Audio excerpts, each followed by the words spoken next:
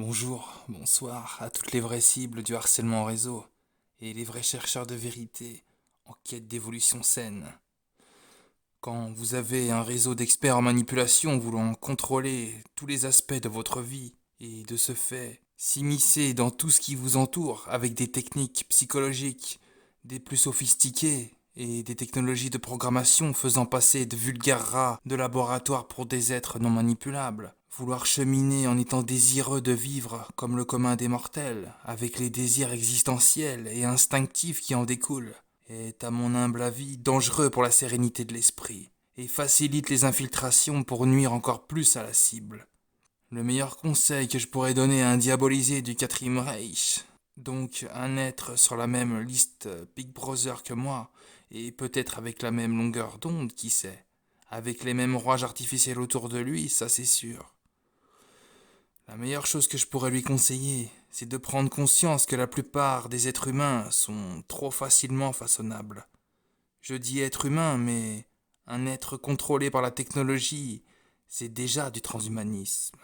L'autre conseil primordial sur le plan psychologique, c'est d'aller un maximum vers ce qui élève sainement l'être, avec le moins de probabilité d'infiltration. Quand on a la possibilité de choisir, bien entendu. Quand on fait des activités, il vaut mieux regarder le degré de rentabilité de ce que ça peut apporter en bien-être et éviter de se faire griser par les passions humaines.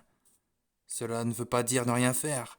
Par exemple, quand on sait que la plupart des fruits sont intoxiqués de pesticides et autres substances abjectes, prendre de la vitamine, c'est aussi prendre la toxicité qui va avec. Mais c'est pas pour ça qu'il faut éviter à tout prix la vitamine.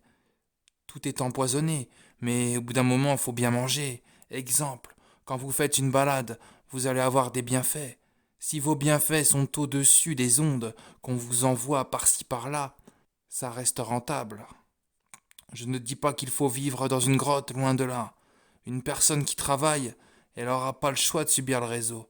Je parle pas de ça, mais de ce qu'on peut éviter. Il y a beaucoup d'activités, de beauté de la vie qui font du bien au cœur sans se faire polluer par des pantins.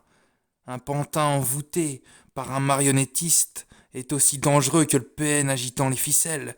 Oh, la personne est bienveillante à la base, mais si le hacker incorpore dans son cerveau un virus proportionnel au degré machiavélique de ce même hacker, c'est dangereux, ça va de soi. Bien entendu, beaucoup de cibles sont marquées par toutes les injustices subites, mais il ne faut surtout pas culpabiliser par rapport à ces hostilités, c'est pas de votre faute. Tout le milieu New Age va faire en sorte que les fourberies sur les harcelés soient perçues comme une punition karmique pour normaliser les choses. Je vois ça gros comme 10 maisons. Toute la positivité luciférienne qui vise à vous frustrer davantage par rapport à tout ce que vous subissez, elle n'est pas là par hasard. Quand un réseau arrive à faire des lois pour devenir officiellement la police et ne plus avoir besoin de s'infiltrer, ça montre un monde. On en est là. C'est plus des infiltrations, c'est de l'officiel. Cela montre tout ce qu'ils peuvent effectuer sur les autres plans, spirituels, psychologiques, professionnels, artistiques.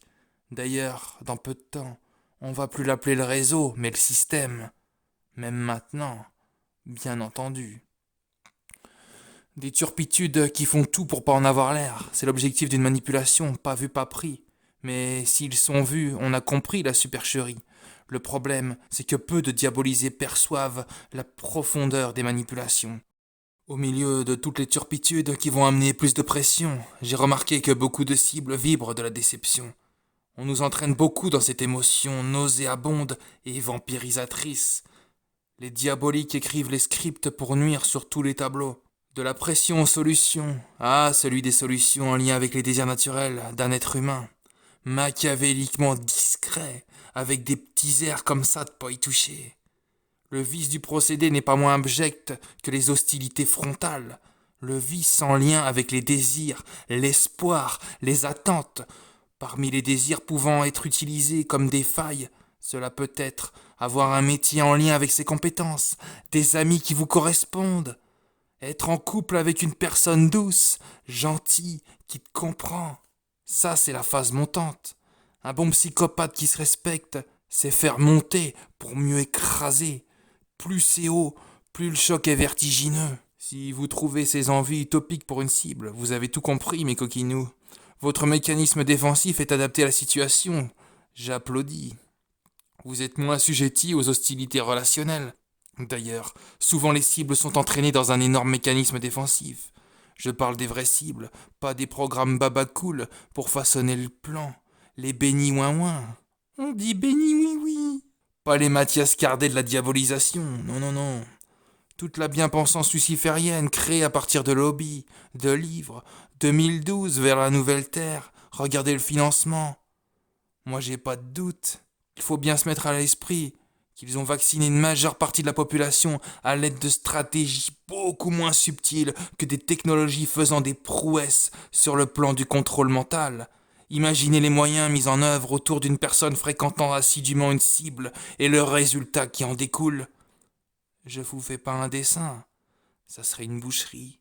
Je ne vous fais pas un dessin. Par contre, je vous conseille de ne pas gaspiller votre énergie et ne pas ébranler votre système nerveux, déjà fragilisé par les ondes et les crevardises. On se fragilise d'autant plus en rentrant dans le mécanisme qu'on nous tend, qui consiste à vouloir défendre qui on est vis-à-vis de personnes influençables dont on n'aura pas le dernier mot de leurs pensées manipulées. L'injustice du procédé extérieur ne va pas montrer aux autres qui vous êtes réellement. Et là réside le piège énergétique. Mettez-vous à l'esprit que dans un monde de fausseté, de principes bancals, les personnes altruistes et empathiques peuvent être celles qui se protègent le plus, et celles avec soi-disant beaucoup d'amis Facebook, pour la plupart, sont ceux qui acceptent plein de manipulations dans leur vie par manque d'amour-propre et de discernement. Je vais vous donner un petit exemple sur le plan relationnel d'une cible. Une personne âgée à qui je parle souvent sur mon chemin, de la pluie, du beau temps, de choses et d'autres, rien de profond, histoire de, toute gentille, agréable, grand sourire, plusieurs fois de suite, de la régularité bienveillante, la vie légère, tout dans le naturel. En voilà une belle personne. J'ai commencé à avoir des bougres parler avec, de type stalker. La personne est devenue froide, le regard plein d'arrière-pensées mesquines, des échos de rumeurs empestaient l'atmosphère. Ah, un rabaissement du feeling, comme un tour de magie, qui n'interviendrait pas pour le commun des mortels.